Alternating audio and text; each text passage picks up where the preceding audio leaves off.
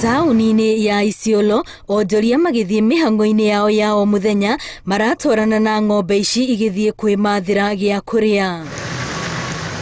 Arĩa mendagia thoko-inĩ ya Isiolo marauga ng'ombe ici nĩ imatwarĩte hathara nene nĩ tondũ ciaingĩra thoko irambĩrĩria kũrĩa nyanya, waru na indo ingĩ iria marendia. Mtu anasikia ushungu sana akinunua nyanya 6,000 kireti ikula na ng'ombe. Ng'ombe ikiingiza mdomo kwa kireti inaharibu hiyo nyanya na mate kabisa.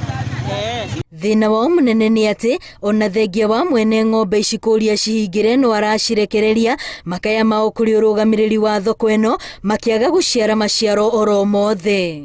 Sasa tunashangaanga hao wenye ng'ombe wanafunga ng'ombe ni kama mtu anaweza kulisha ng'ombe yake kwa boma yake si ause yote kuliko kuwa anasumbua sisi. Tunajaribu kuelezea watu wa municipality wanachukua hatua saa hiyo, kesho yake tunaziona tena.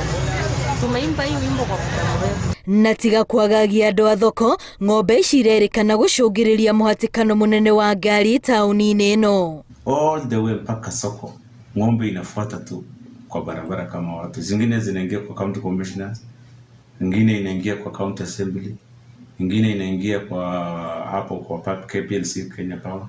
Ni changamoto kubwa.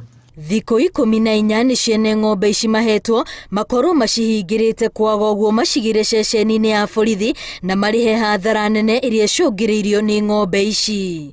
Ngĩribotera Inooro TV, rĩtwa rĩakwa nĩ Wambui wa Macharia.